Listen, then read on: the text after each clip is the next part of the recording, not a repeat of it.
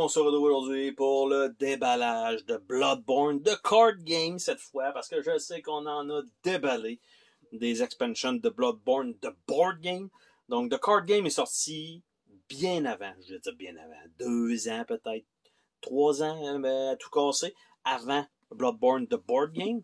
Et c'est un jeu un peu push your luck, dans lequel on est plusieurs hunters à chasser une bête et à ramasser donc du sang, tout simplement.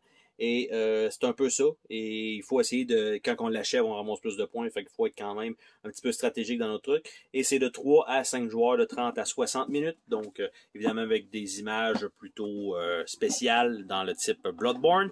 Et le jeu était publié par Cool Mini or Not. Donc, nous avons le livret d'instruction, qui est clairement le cover du jeu, avec un super beau papier, bonne qualité, vous voyez le glare, donc vous savez très bien que c'est un papier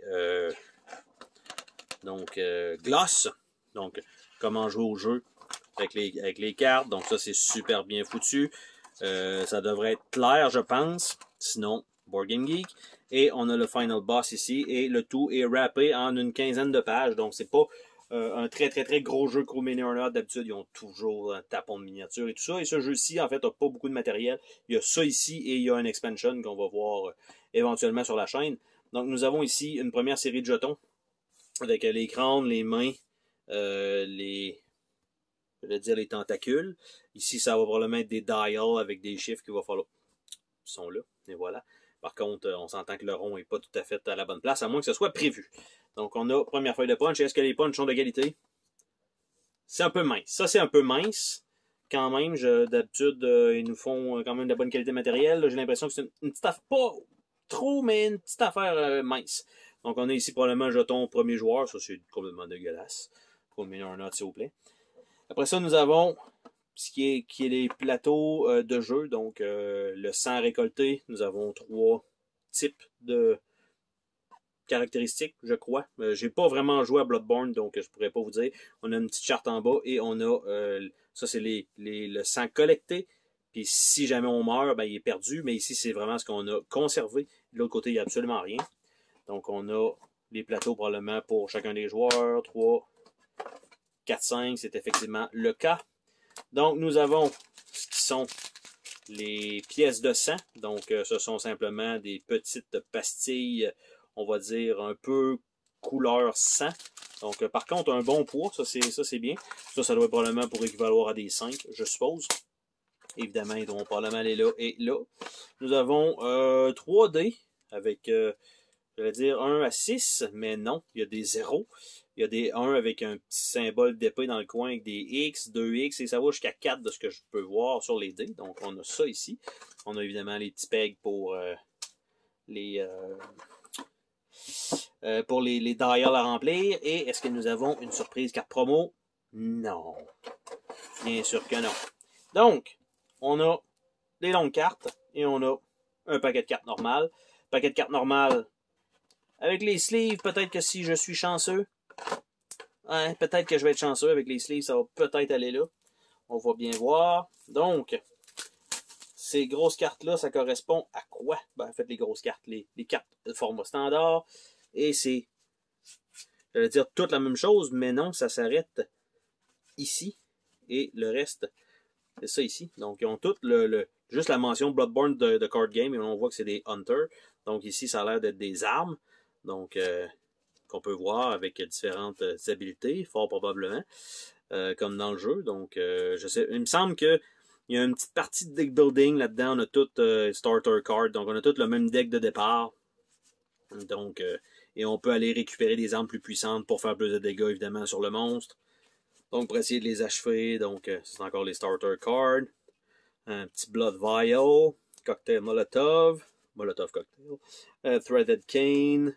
Kirk Hammer. Après ça, le Beast Claw. Le Flame Sprayer.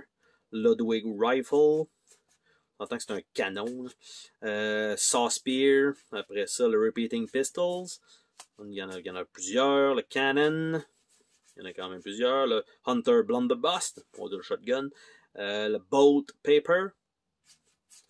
Le Stake Driver et Tonitros. Donc, un genre de masse.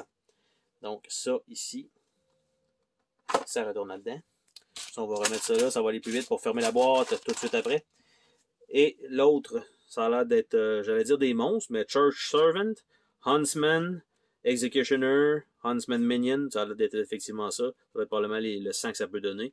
Yuri the Last Caller, Bloody Crow of Canhurst, Beast Patient, Carrion Crow, Rabbit Dogs, Beast Possessed Souls, Man-Eater Boar, Scourge Beast, Celestial Emissary, Scholars, Brain Suckers, Garden of Eyes, Winter Lantern, Fluorescent Flower, Ebrietus, Martial Logarius, Watchdog of Old Lord, The One Reborn, Cleric Beast, Father Gascoigne et The Witch of Hemwick.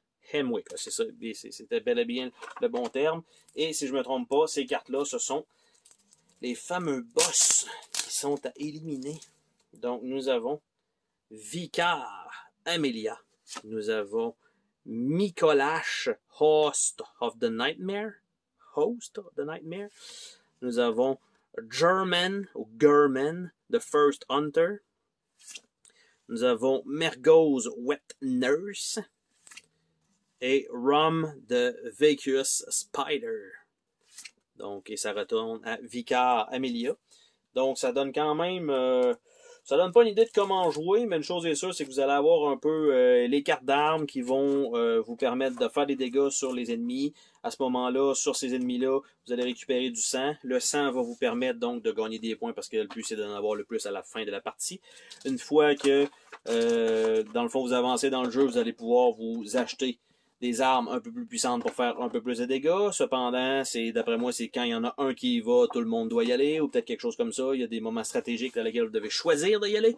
Donc, dans le monde des rêves. Et donc, c'était le déballage de Bloodborne, The Card Game.